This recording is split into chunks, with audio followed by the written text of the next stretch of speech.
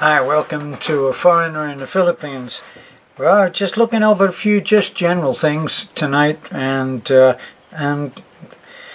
asking not asking a question, I'm making a title for a video, and then that shapes the way that the video is going to go when it's one of these meandering videos, if you'll pardon me. But I was just looking at living a life of joy and knowing when you've got it made. And there's a few questions that you need to be able to ask yourself, all of which I've tried to ask myself and been able to give what I think is, for me, the right answer. Now, I know that many people will say, well, you've got to have money. A lot of people tell me that they've got to have air conditioning. A lot of people tell me that they've got to live near a hospital.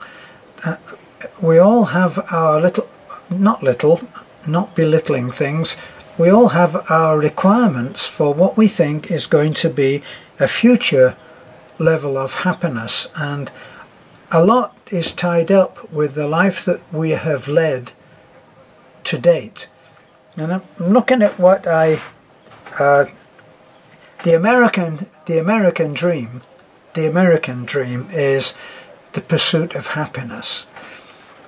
And it's so strange because it's very well known that, what was that that saying, most men lead lives of quiet desperation. And it's very true, isn't it? God, look at the songs that have been written and sung about Friday. Oscar Brown Jr. Here the song says, "Hey, do you know what day this is?" And it was Friday, of course. And then there's the Monday Blues, and they're all to do with living a life of desperation, because you're in a job, very often you're in a job that you just cannot stand. And yet you have responsibilities. You know, you may be putting kids through college. You may be keeping somebody in hospital if you're in America. You may be simply trying to avoid bankruptcy. There's just so many reasons for being in the job that you're in. And yet, living a life of joy has to put most of those things to one side. So, when do you know that you've got it made? Well, from what I remember, one of the jobs in the world is that the person would do the job for nothing, is a pilot. And even pilots, an airline pilot, what's that been described of as? It's like, what is it? 23.5 hours of complete boredom and half an hour of sheer terror, because they come into land or they take off, but they would do that job for nothing. If they won the lottery and they had no more worries about money, they would do that job for nothing. And that seems to me to be one of the questions. I wrote down 4 questions. And the first question was money, security, anxiety and worry. Do you feel that you've got enough money? Do you feel that the money will be there whatever happens? In other words, do you feel that you can generate the amount of money that you need to support your lifestyle whatever happens? Supposing you lose your job. Now this is one of the things, is that it's difficult to feel secure if you are in a job where someone else can say, "Good morning, Harry, you're fired." Difficult to feel secure on that. And I've read about people who have worked very hard for a company. Now this is something that's happened in the last 15 or 20 years, is that those companies which we always thought would just never fail have done just that. And comes that time when you might be called into the office thinking, as that movie by Tom Hanks was, he was thought that he was going to be promoted or called in to be employee of the month again, and he wasn't. He was fired, and his life went into temporary collapse. But he learned to live, and he learned to call on old talents. He realized that he'd been a short order cook in the Navy for, I don't know, 15, 20 years. Come out of the Navy, went to work in something like Walmart, and got fired, even though he put his heart and soul into being employee of the month. So security, is that to do with your belief in yourself as to whether you can earn the money?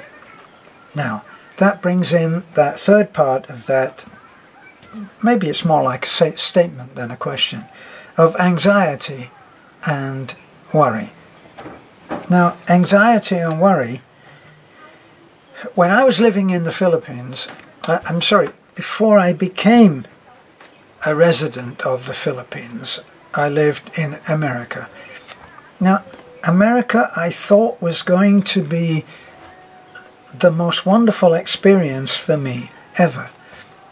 But I got caught up in several ironic turns of fate. For me, America was magic land. It was wonderland, because it had all of the people who did what I wanted to do and did it so well, and that is music. And I thought that if ever I managed to go to America, and that was when I decided I wanted to go to America more than anything else in the world. Well, back then I thought that. And I found out about America by listening to the Stan Kenton Orchestra and Count Basie and Duke Ellington and people like Mel Torme and J.J. Johnson, and people that you might only be slightly familiar with. And I thought that I could find a place there, and it made me strive to be the best trombone player that I could possibly be. And of course I actually wanted to be a singer, so that was on the agenda as well. And when I finally decided that whatever, I was going to go for it, and I decided that I would come to America. And I came with a 6-year-old boy, and as soon as, and the first irony was that here I was coming to this land of dreams for me, and I had to sell my trombone in order to make the fare. That was the first leap of faith. So as soon as I got here, I realized that it wasn't going to be a land of dreams, because you have to work damn hard in America. Americans work damned hard for their money. Believe me. Nobody gives Americans what they have. They work for it. Don't ever think that if an American is sitting next to you and he's rich, for the most part, that man has earned it. So, I got here, got there, to America, and I realized that I couldn't be a musician because I couldn't let someone else put my boy to bed and wake him up in the morning. And I decided that the very, very least that I should give my son was the sound of my voice as the last thing he heard when he went to bed. When we read Winnie the Pooh and all kinds of other wonderful stories, I was the last voice he heard. I was the last face he saw. when he woke up in the morning, in reverse. I was the first voice he heard. And that was how I felt it should be. So music went out the window. And then I had to form new ways of looking at my life. So anxiety and worry, boy, I went through some anxieties then. I went through some wondering, what the hell am I going to do? My kid, rather than being a burden, was a resource for me. I remember that once we had moved into an apartment. It was actually a townhouse, and there was a possibility we might be able to lease it to buy it. The American dream, a piece of property. So, it was one of those kind of semi-open plan living rooms with the kitchen opening out into part, almost like open plan. And my son was on a couch out of sight below where the countertop was. Countertop is like this. I'm doing the washing at the sink, washing up the dishes, and all I can see of my son is that he is lying back like this in the reclining seat, and he's got his feet up, and I could just see his feet were up. So I'm thinking to myself, here we are, it's the 21st of the month, 28th or 29th of the month, the rent's due. I think it was something like, I needed to find about $800. $800! And I just don't know where I'm going to get that. I'm self-employed, doing contracting, carpentry, just general building work for people, and I lived week by week.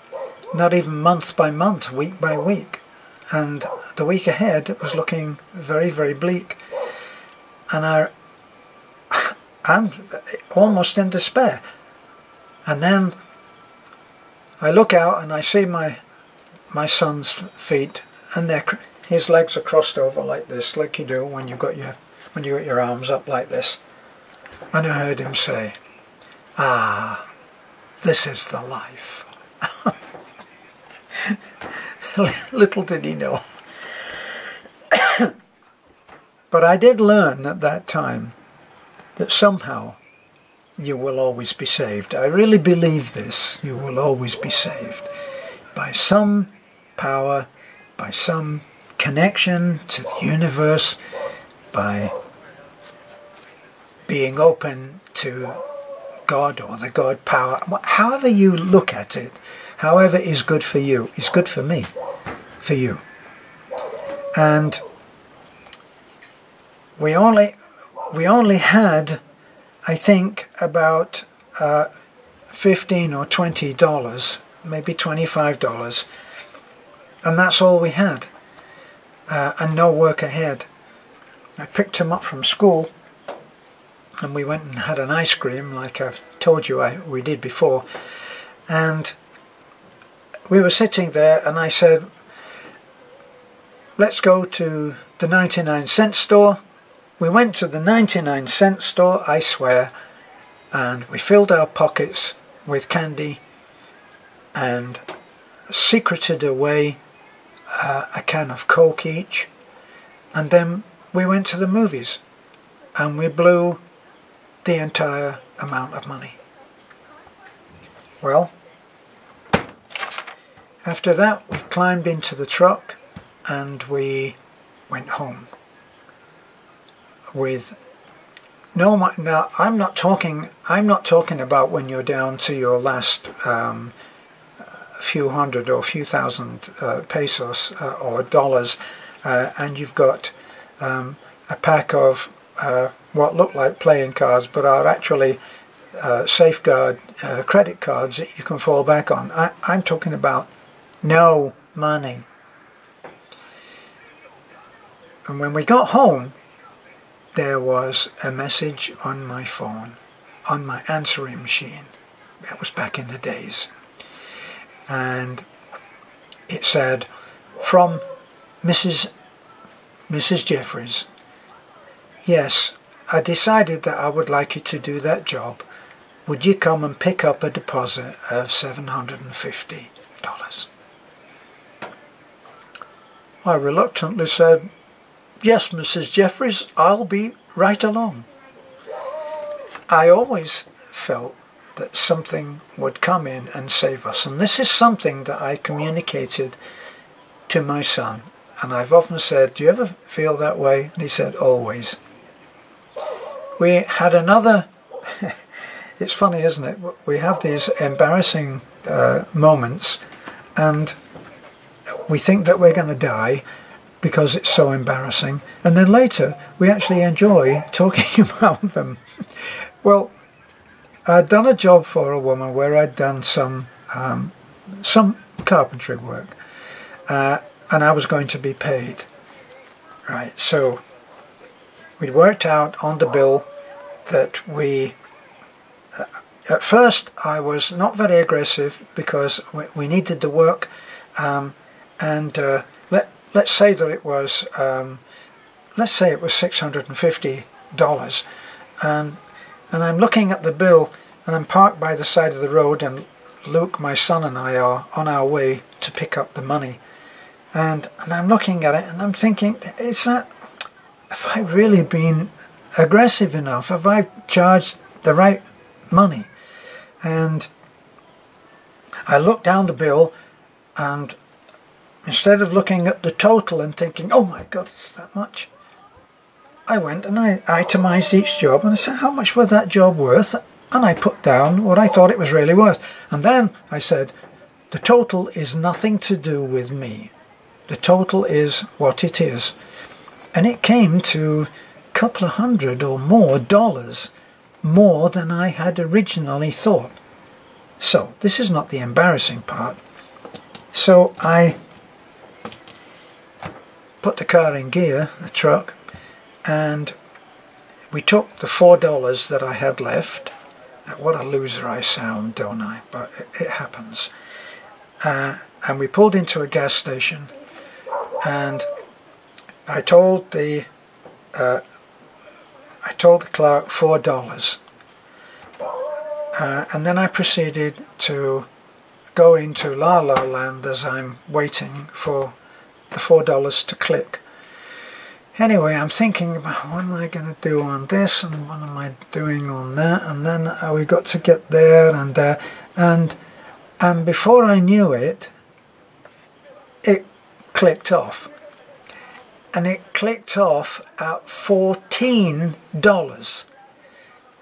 Now, I had only $4, and then I've come to, and I put in $14, and I'm thinking, what the heck am I going to do now? And on the next pump, on the next sort of island, there's a lady saying, I told you $14 and it's clicked off at $4. Can you put it right? And I thought, oh my God. So I took the coward's way out, and I thought, I'll come back and make it right, but I can't bear the idea that they're going to have somebody out here taking out $10 and that woman is going to be... So we quietly got into the truck and started the motor and fled. And we went and we picked up my money from the lady that I'd done my work for in cash, and we came back straight away, and we went to that gas station, and I spoke to the nice lady in the store at the cash register, and I explained I came in before and I didn't realise it, and I got to pay you $10. And she sort of went, we charged you $10 too much? No. And then I explained it again. I realised, of course, then that she was Mexican and had a limited amount of English that wasn't scripted. See, they have you, how can I help you? And that's $10 and here's the change, and there's a limited amount of English. So I tried several times and she just couldn't process the idea that someone had come back to give her $10. So eventually, and she was even looking a little bit upset about it, you know, well, I can't give you, and well, no, we didn't. And she called the manager. Well, the manager, it turned out, was, I think, Armenian. But he spoke very good English and he was sharp. And he said, we charge, and he listens to what she says, and then he says, so how could we have overcharged you? I said, no, you didn't overcharge me. I came in and another lady, we got mixed up, and I got $14 of gas and she got $4, so I have to give you back $10. You came back to give me $10? You didn't need to come back. And I said, no, I didn't, but well, I had $14 and now, I'm not inventing this. I'm not making this up. He said, my God, I can't believe that. No, it's never happened to me. He said, you are what makes America great. You didn't need to come back, and you've come back to pay a debt of $10. And I said, yes. And he took the $10 and he shook my hand. And I walked out and I thought, well, that's pretty good exchange. Here I am. All I've done is pay $10 that I should have been chastised about. And what he's given me is that I'm what makes America great. So I thought that that was... While it was extremely embarrassing at the time, it did turn out very well. So much for security. Now, I never got to the other 3 questions, but I'll do it on another video so that you can get the hell to bed if you want to, okay? Thanks for looking in. This is a foreigner in the Philippines. My little meanderings are meant to make you think that maybe life is... actually different to what you're thinking, but that's probably another video. Thanks for looking in. This is a foreigner in the Philippines. Bye for now.